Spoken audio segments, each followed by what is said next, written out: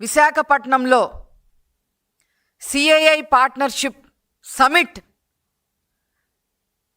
దిగ్విజయంగా జరిగిందనే విషయం ప్రతి ఒక్కరికి కూడా తెలుసు. దీనికి మూల కారణం నారా చంద్రబాబు నాయుడు గారు 20 లక్షల ఉద్యోగాల కల్పనలో క్యాబినెట్ సబ్ కమిటీ చైర్మన్గా ఉన్న నారా లోకేష్ గారు వారి యొక్క కఠోర శ్రమ 17 నెలలుగా వారి యొక్క కఠోర శ్రమ నిన్న మొన్న 2 రోజుల్లో కనిపించడం జరిగింది, అందరికీ కూడా కనిపించింది. ఆ కఠోర శ్రమ ఎక్కడ దాకా వచ్చింది అంటే ఈ పార్ట్నర్షిప్ సమిట్ జరగక ముందు ఈ ఆంధ్ర రాష్ట్రం కోసం 8 లక్షల కోట్ల పెట్టుబడులు వచ్చాయి. ఇప్పుడు ఈ సమిట్ జరిగిన తర్వాత 13,25,716 కోట్లు పెట్టుబడులకి నాంది పలకడం జరిగింది. 40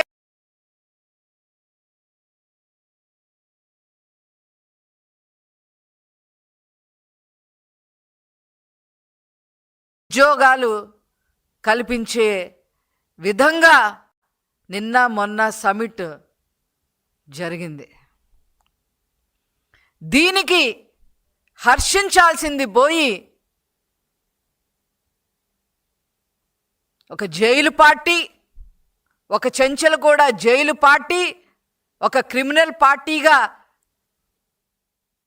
దేశమంతా ప్రపంచమంతా పేరుగాంచిన ఈ వైసీపీ పార్టీ దీన్ని ఓర్వలేక కడుపు ఉబ్బరంతో ఏం చేయాలో తెలియక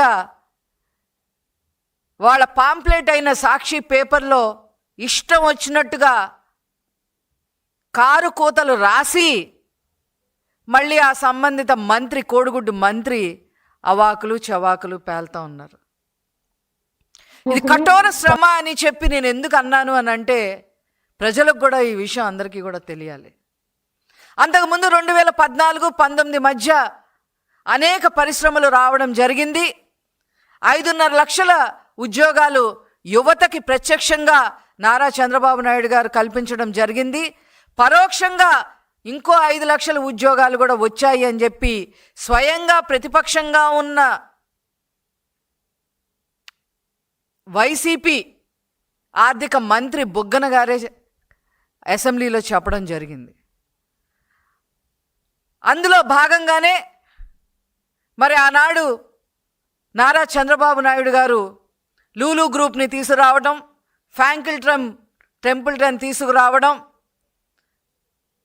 అమర్ రాజా బ్యాటరీలు వాళ్ళు రావడం, జాకీ కంపెనీలు రావడం, కియా మోటార్స్ రావడం, వీటన్నీ కూడా మరి ఆనాడు జరిగాయి. అయితే వచ్చిన తర్వాత వీళ్ళు ఏ రకంగా ఎల్లగొట్టారో నేను తర్వాత చెప్తాను. ముందు ఈ వచ్చిన ప్రతినిధులందరికీ ఒక బ్రాండ్ అంబాసిడర్గా నారా చంద్రబాబు నాయుడు గారు, యువ నాయకులు నారా లోకేష్ గారు నిలవడంలో ఏ మాత్రం కూడా అతిశయోక్తి లేదు. ఒక కంపెనీ రావాలి అని అంటే ఈజ్ ఆఫ్ డూయింగ్ బిజినెస్సే కాదు, స్పీడ్ ఆఫ్ డూయింగ్ బిజినెస్సే కాదు, వాళ్ళకు కావాల్సిన మౌలిక సదుపాయాలన్నీ కూడా కల్పించాల్సిన అవసరం ఏ గవర్నమెంట్కైనా ఉంటుంది. కల్పించడమే కాకుండా దానికి భరోసా కల్పించడం కూడా గవర్నమెంట్ మినిమం రెస్పాన్సిబిలిటీగా ఉంటుంది. ఒక ఇండస్ట్రీ ఒక చోట పెడుతున్నామంటే నీళ్ళు ఎక్కడి నుంచి వస్తాయి, విద్యుత్ ఎక్కడి నుంచి వస్తుంది, స్థల సేకరణ ఎక్కడి నుంచి వస్తుంది, పొలిటికల్ స్టెబిలిటీ ఉంటుందా లేదా, అగ్రిమెంట్లన్నీ త్వరగా అవుతాయా లేదా, మనకు కావాల్సిన రెప్యుటేషన్ ఉన్న ఇండస్ట్రీలు అయితే ఇంకెలా ఆలోచిస్తాయంటే మాకు కావాల్సిన చట్ట సవరణలు ఈ గవర్నమెంట్లో అవుతాయా లేదా,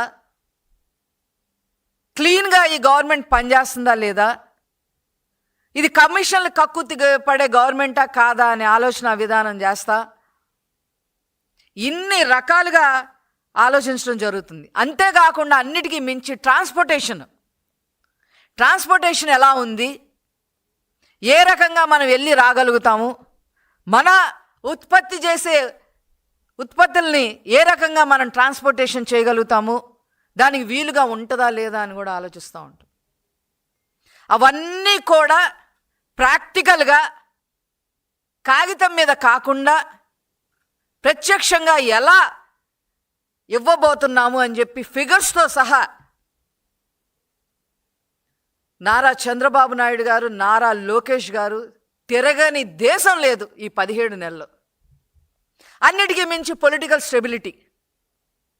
ఇంతకుముందు జగన్మోహన్ రెడ్డితో వాళ్ళకున్న ఎక్స్పీరియన్సెస్తో ఎవ్వరూ ఆంధ్ర రాష్ట్రానికి వచ్చి రూపాయి పెట్టుబడి కూడా పెట్టము, ఇక మాకు ఆంధ్ర రాష్ట్రంతో సంబంధం లేదు అని నిర్ణయాలు తీసుకున్న పెద్ద పెద్ద పరిశ్రమల సీఈఓలు అందరినీ కూడా కలిసి వాళ్ళందరినీ కూడా మా హయాంలో అలా ఉండదు అని నమ్మించి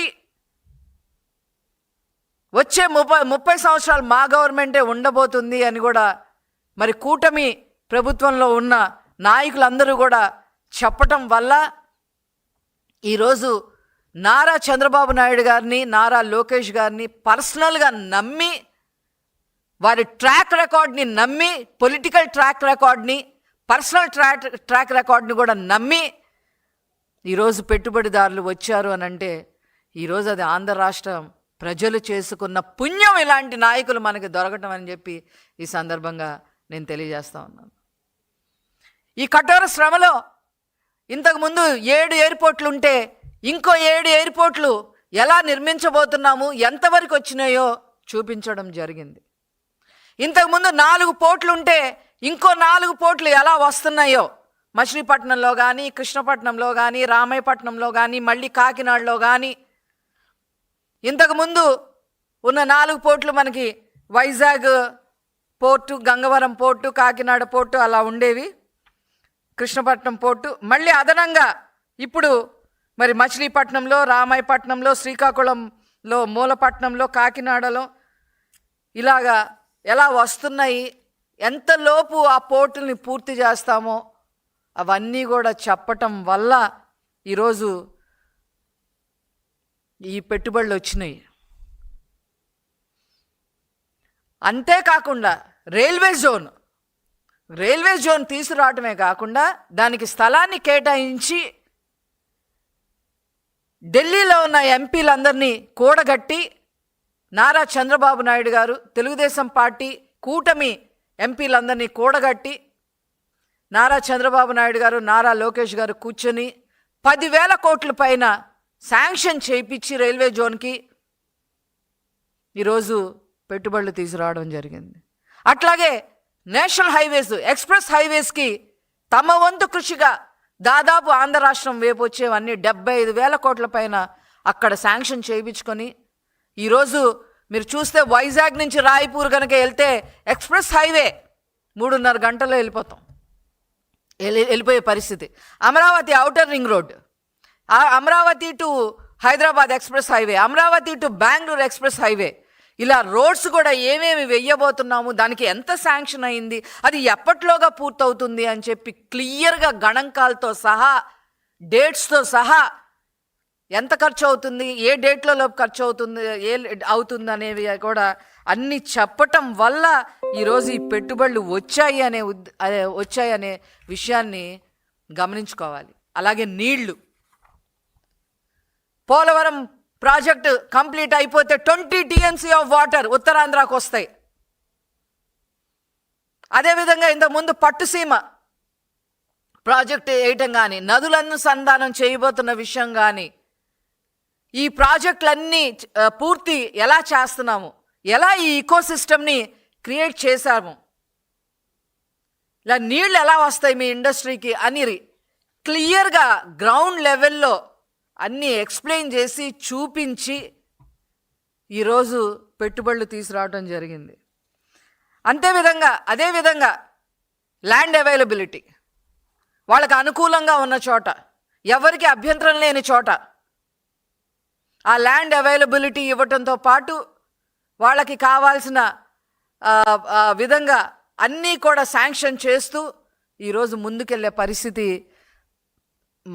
పరిస్థితి వచ్చింది అంటే అది నారా చంద్రబాబు నాయుడు గారు, నారా లోకేష్ గారి యొక్క ఘన విజయం అని చెప్పి ఈ సందర్భంగా నేను తెలియజేస్తా ఉన్నాను. గూగుల్ డేటా సెంటర్ వచ్చింది అంటే అది మామూలు విషయం కాదు. ఇప్పుడు అక్కడ దేశ విదేశాల నుంచి అక్కడి నుంచి ఇక్కడ పైప్ లైన్ వేస్తే దాని ఫ్రీక్వెన్సీ బ్యాండ్ విడ్తే మారిపోతుంది. హయ్యెస్ట్ బ్యాండ్ విత్ వస్తుంది ఉత్తరాంధ్రకి, ఎస్పెషల్లీ వైజాగ్కి. బ్యాంకింగ్ సిస్టమ్ పెరుగుతుంది, కార్పొరేట్ సిస్టమ్ పెరుగుతుంది, ఇన్సూరెన్స్ కంపెనీలు బ్రహ్మాండంగా పనిచేయడానికి వస్తాయి వన్స్ బ్యాండ్ విత్ కనుక పెరిగితే. ఆ రకంగా కూడా మరి ప్రధానమంత్రి గారితో కూడా మాట్లాడి నారా లోకేష్ గారు అది తీసుకురావడం జరిగింది.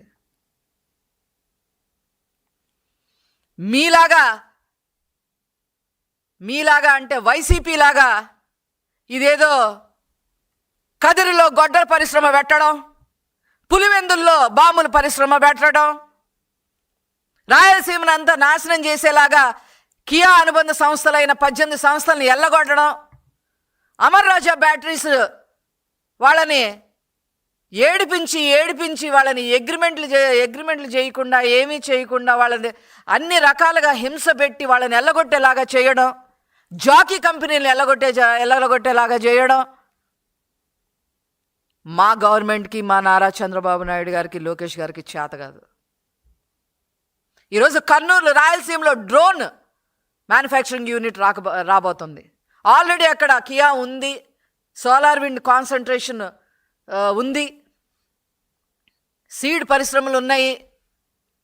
వీటన్నిటితో పాటు ఈరోజు అక్కడ ఈ డ్రోన్ సంస్థ మ్యానుఫ్యాక్చరింగ్ యూనిట్లు కూడా అక్కడ రాబోతూ ఉన్నాయి, జాకీ సంస్థలను వీళ్ళు వెళ్ళగొడితే. అదేవిధంగా ఉత్తరాంధ్రలో ఫ్రాంకిల్ టెంపుల్టన్ ఎలగొట్టారు, లూలు సంస్థలను ఎలగొట్టారు. అసలు వాళ్ళని హింసించి అసలు పెట్టుబడిదారులను ఏ రకంగా హింసించారంటే వాళ్ళని కోట్ల చుట్టూ తిప్పి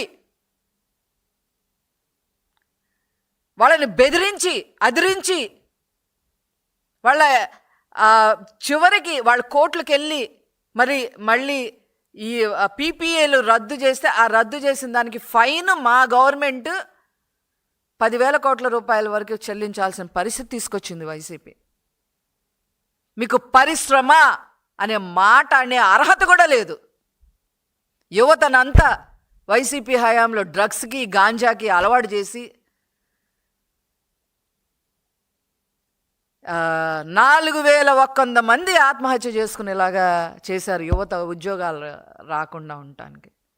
ఈరోజు 20 లక్షల ఉద్యోగాలు కల్పన చేస్తాము అని చెప్తుంటే ఈరోజు నిన్న మొన్న జరిగిన సిఐఏ పార్ట్నర్షిప్ సమిట్ చూస్తే 20 లక్షల ఉద్యోగాలు దాటిపోయే పరిస్థితి ఉంది. అది మా నాయకుల యొక్క చిత్తశుద్ధి అని అంటే. ఇక్కడ అమరావతి రాజధానిని లేకుండా చేసి ఆడవాళ్ళు ఉద్యమం చేస్తుంటే పైశాచిక ఆనందం పొంది 3 రాజధానుల పేరుతో 3 చెక్కలు చేసి ఈ ప్రాంతంలో ఇంతకుముందు నారా చంద్రబాబు నాయుడు గారు 2014-19లో ముఖ్యమంత్రిగా ఉన్నప్పుడు సింగపూర్ గవర్నమెంట్ వాళ్ళు వచ్చి ఒక 1,500 ఎకరాలు స్టార్టప్ కోసం 1,500 ఎకరాలు కేటాయించి వాళ్ళని ఆహ్వానిస్తే వైసీపీ గవర్నమెంట్ వచ్చిన తర్వాత, ఈ జగన్మోహన్ రెడ్డి వచ్చిన తర్వాత వాళ్ళని సింగపూర్ వెళ్ళి వాళ్ళని బెదిరించి, పోలీసులను పంపించి వాళ్ళని బెదిరించి మీ సంగతి తెలుస్తామని చెప్పి వాళ్ళకై వాళ్ళు వెనక్కి వెళ్ళిపోయేలాగా చేసిన హీన చరిత్ర ఈ జగన్మోహన్ రెడ్డిది. ఈరోజు అమరావతిలో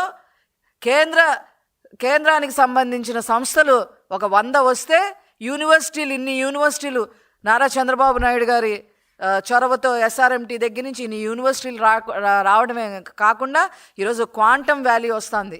IIM వాళ్ళు, LNT వాళ్ళు, వీళ్ళందరూ కూడా పూనుకొని ఒక క్వాంటమ్ సూపర్ కంప్యూటర్ సిస్టమ్ అది. ఆ క్వాంటమ్ వ్యాలీని ఇక్కడికి తీసుకురావడమే కాకుండా ఈ CII సమిట్లో దాదాపు 43,000 కోట్ల పైన పెట్టుబడి అమరావతిలోగా పెడతానికి ముందుకు రావడం జరుగుతూ ఉంది.